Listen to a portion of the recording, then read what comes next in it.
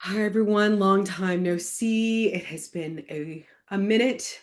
I have missed being on here. I hope you are doing well.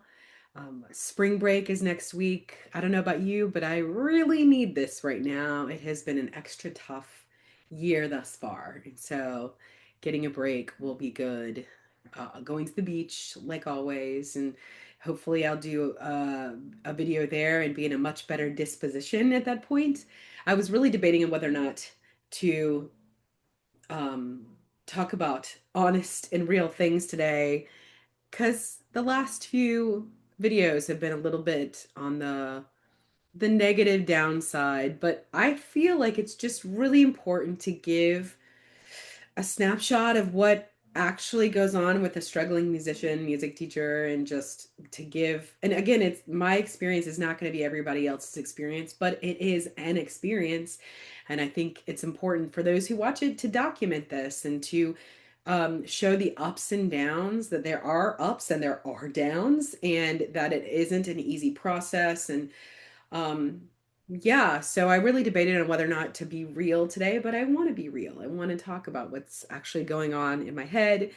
I will say that we have our convocation coming up the week after spring break, that next Friday.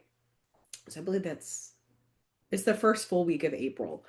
And so that'll be at 6 o'clock. And then we're going to have our student competition at 6:30. And you are invited to come watch that. It's going to be fierce. The competition is going to be fierce. And what's wrong with a little bit of competition every now and then? Now it doesn't make or break anyone.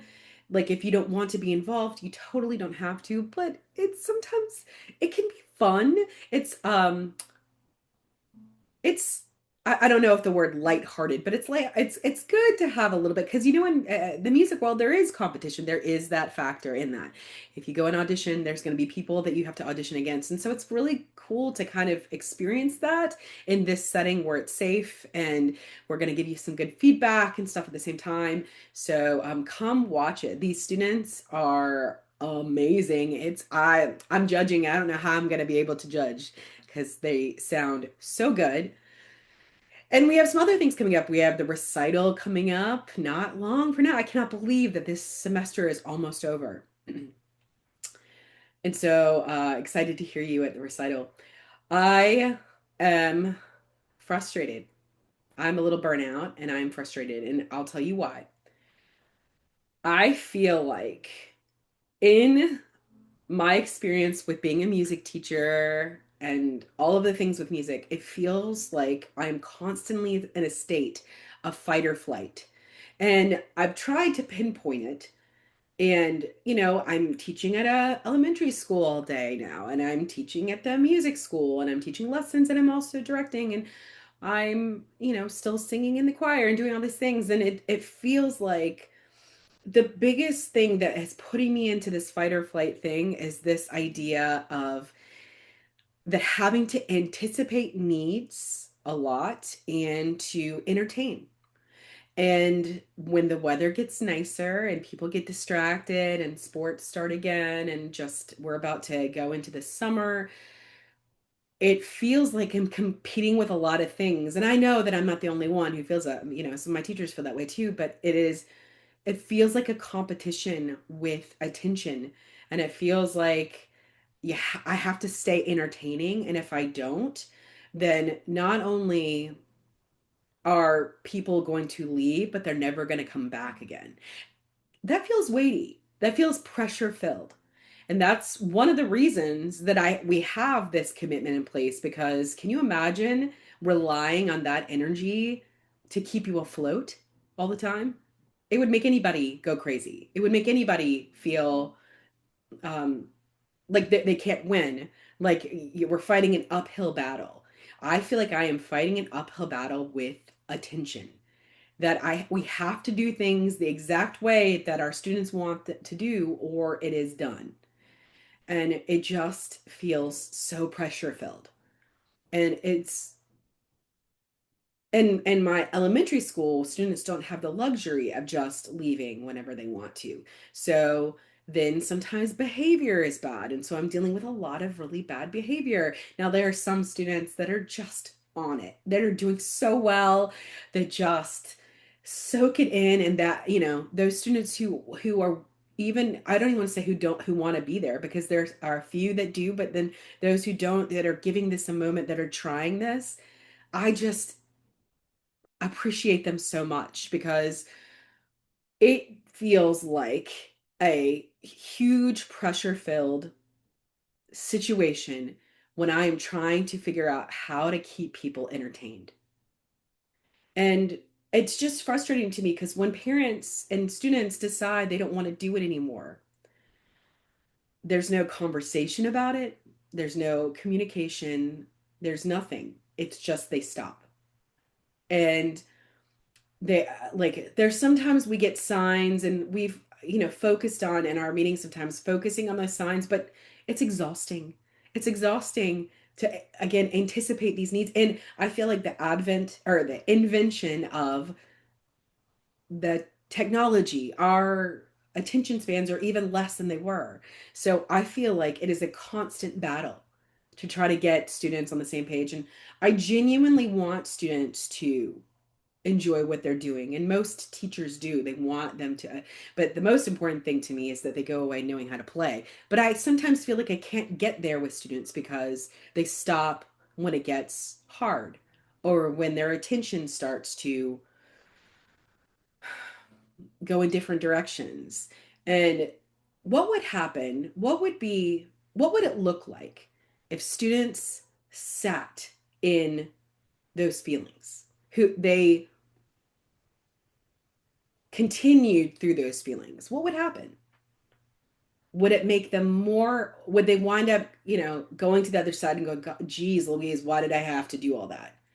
Why was I made to do this? Or would they say, I'm glad. I'm glad I stuck it out. Young Aaron, who was in elementary school, who was not engaged in lessons, wasn't practicing, I look back and wish so much that I had stuck it out then. So much. And I don't want anybody to have to go through what I went through. There's a YouTube channel I watch. It's Dr. K. It's like he's like he's a psychiatrist, and he's worked with, like, people are gamers and stuff. So I think it's called Healthy Gamer. So if you ever want to look that up on YouTube, it's really, really informative and very interesting. And he talks about meditation. He meditated for a long time with monks. He wanted to be a monk at one point, and he was talking about meditation, and he was talking about how, okay, you want to start meditation? Go and sit in front of a wall for an hour. Go sit in front of a wall for an hour. And I don't know if he said daily or not, but he said go sit in front of a wall for the hour. Can you imagine sitting in front of that wall for an hour? The things that would come up in your head. Oh my gosh, this is boring. Oh my gosh, like, why am I doing this? Oh my gosh, I want to do anything else but this. Like, all the thoughts that come up. But then eventually, he says what happens is you start to meet yourself. You start to see other things come up, other feelings, of feelings that you, maybe you were trying to avoid, thoughts that all this stuff. Because it's a time to meet yourself. It's a time to really meditate and to sit through that uncomfortable stuff. I wonder, what would this society look like? What would this community look like if we could do more of that? I have been guilty of it myself, where something gets hard, something is scary, something is, all these things, and I bailed. And huge regrets, huge regrets. And I want to help people not go through the tough stuff that I've gone through. And I know that that is not always a feasible thing. I can't save everyone. I can't, like, get everyone to do the stuff, but I feel like in the school, again, we talk about a lot, but the commitment is in place. It is not very popular. And I think about it, and I think about it, we might have more students if I took away that away. But then I would think, what's more important? Having students who I have to change my values, change what I believe in, change to be dishonest in what I believe makes a musician, and make it more like fun. And again, there are places for people to go if that is the sole focus. If you want to go and fun, and having something be fun doesn't necessarily mean that you're learning. It does not mean that you're achieving anything. It could, I mean, there's so many things that are connotation with fun because fun is not a realistic idea. It's just not realistic because things cannot always be fun. It's just impossible. You cannot go through life having one emotion about something all the time. Your life is going to be different. There are going to be different things that happen. It is not an ideal that I want anything in what I'm doing to be attached to. It is not realistic. And so I believe that in the value that the school brings is that students can go away from it learning how to play or sing. And I feel like I fail a lot because we have students who no longer they either find it hard or they become uninspired or become frustrated or they are not they want to do other things. And I feel like I always miss the mark because how can we meet that value, meet that goal if people are basing it on their immediate emotions and their emotions? And people are allowing it to happen. People are allowing people just to come in and out whenever they want to. It just feels like an uphill battle. And it feels like this uphill battle keeps getting steeper. And I cannot get a hold of it. And that's why, like, I'm doing all this stuff because I believe in this. That's why I'm working 14-hour days. That's why I'm doing this because I believe in this and I believe that we are capable of doing this stuff. And we are capable of sitting with uncomfortable feelings and we are capable of our students not being always being happy and stuff. I mean, it is just not a realistic thing. But what we can do is we can believe in our students that yes, we should not stay in something forever. And I've also been known to do that, to stay in something a long time without being, having my needs met or not having the values or anything. I've been known to maybe stay too long. But that's why we have a boundary in place. That's why we say you commit to a semester, you do the semester, and then you can say, I did it. I tried it. It's not for me. But it just feels like that is not what we're teaching our students. We're teaching our students we can just abandon and leave whenever we want to based on feelings, that it's not important. And we're losing our sense of responsibility. We're losing our connection when we do that. We're losing our connection to ourselves and to the people around us, and we're losing our we lose our goals.